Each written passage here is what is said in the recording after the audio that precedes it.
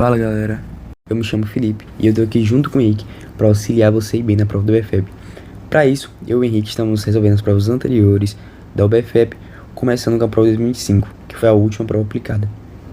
Eu vou resolver aqui agora essa questão número 5 da prova anterior, nível B, tá bom? Que a gente tá dando foco na prova da primeira e segunda série. Importante observar, para quem vai fazer esse ano e vai fazer como segunda série, o nível B, que essa questão que eu vou resolver aqui agora, e também terá nesse ano, é uma questão que é somente a primeira série, então você não vai poder. Você pode resolver se você quiser, mas não pode, você não vai ganhar ponto com ela, tá bom? Importante observar isso aqui na hora da prova. E contextualizando a questão, ela basicamente explica a relação, o fundamento do termômetro de Fahrenheit e como ele colaborou com a medicina. E explica que dentro dele tem o mercúrio, e aí o mercúrio ocupa totalmente o reservatório, tá? O reservatório que é esse corpo aqui, ele chama de corpo do termômetro, o corpo de vidro, tá bom? Composto de vidro. E tem um filamentozinho com mercúrio aqui no interior, tá bom? E aí ele dá basicamente uma função que expressa a temperatura, tá bom? E aí, para isso, ele pede a questão incorreta, identifica a alternativa incorreta. Isso que é muito importante observar, porque na hora da prova pode acabar de acontecer de um aluno se confundir, tá bom? Muito importante observar isso aqui, que ele quer a incorreta. E aí a gente vai analisar aqui e eu vou discutir cada alternativa e falar por que ela tá certa ou por que ela tá errada, tá bom? Começando com a alternativa letra A. A alternativa letra A diz que coeficiente de dilatação volumétrica, deixa eu grifar, coeficiente de dilatação volumétrica aqui do mercúrio é maior que a do vidro, tá bom? O que significa isso? Bom, para isso a gente tem que voltar para a formulinha aqui de dilatação na física. O que é essa formulinha? Basicamente tratando de uma dilatação, primeiro de uma dilatação linear, ela diz que a variação do comprimento de um corpo é igual ao seu comprimento inicial vezes o seu coeficiente de dilatação vezes a variação dessa temperatura. E isso aqui é o coeficiente de dilatação, tá bom? Isso aqui é o coeficiente de dilatação, que é o que a gente tá falando. Nesse caso é o coeficiente volumétrico. E aí, como que a gente sai de um linear, que é só uma dimensão, para um volumétrico, que é de 3 dimensões?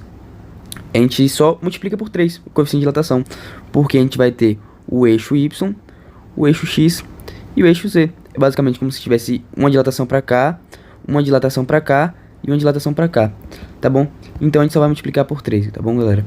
Nesse caso aqui, o coeficiente de dilatação volumétrica, eu deixei expresso aqui, e eu já escrevi também o coeficiente de dilatação volumétrica de cada um dos recursos aqui utilizados no termômetro de Fahrenheit.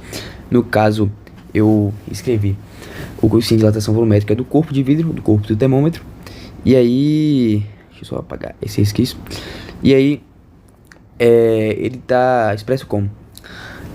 Que a variação do volume, no caso do corpo de vidro, é igual ao seu volume inicial vezes 3 vezes o coeficiente de dilatação volumétrica, tá? Porque está multiplicado por 3, vezes a variação dessa temperatura. E aí, eu também escrevi aqui do mercúrio, e eu queria apresentar para vocês de uma forma que eu achei boa de explicar, que é como eu falo o oposto da letra A, que é mais fácil de observar o porquê a letra A está correta. Bom, o que diz a letra A é que o coeficiente de dilatação volumétrica do mercúrio é maior que a do vidro, tá bom? E aí, o que diz isso? Vamos analisar o oposto. Se o coeficiente de dilatação do mercúrio for menor que o coeficiente de dilatação do corpo de vidro, o que ia acontecer, tá bom? Se a gente desse a mesma quantidade de temperatura, aqui é a mesma quantidade de temperatura, por exemplo, 50 graus Celsius. Se a gente fornecer 50 graus Celsius, por que é igual a temperatura? Porque está no mesmo processo, tá bom? Eles estão juntos, o corpo e o mercúrio. O que ia acontecer? Se a gente desse aqui, como eu dei exemplo, 50 graus Celsius, e aí ia acabar que ia ser mais fácil para o corpo de vidro dilatar do que o mercúrio. Ou seja, ia criar um espaço maior aqui, o volume ia aumentar à medida que a temperatura aumentasse. Só que aumentar mais fácil, ia precisar de menos temperatura para aumentar o volume aqui. Ou seja, ia acabar com o nível do mercúrio, ia diminuir, o nível do filamento ia diminuir, tá bom?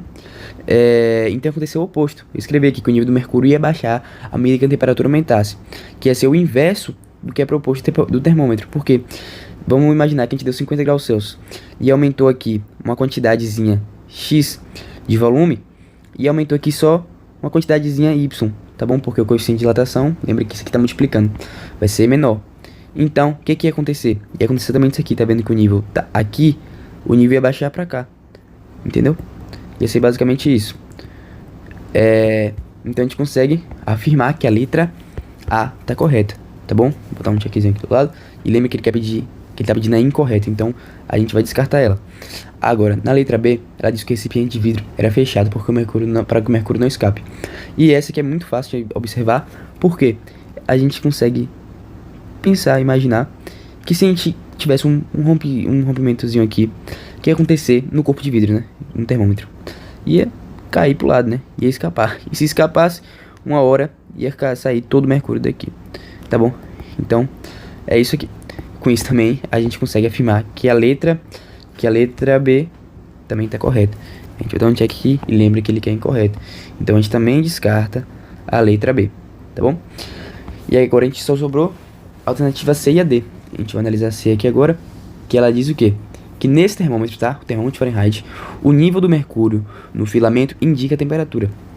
E sim, se a gente for olhar aqui, tá vendo aqui que nesse termômetrozinho tem, por exemplo, tá um nível aqui no nível Y e tá indicando essa temperatura de 37. Se ele aumentar, vai aumentar essa temperatura aqui para quase 40 da medida aqui de temperatura.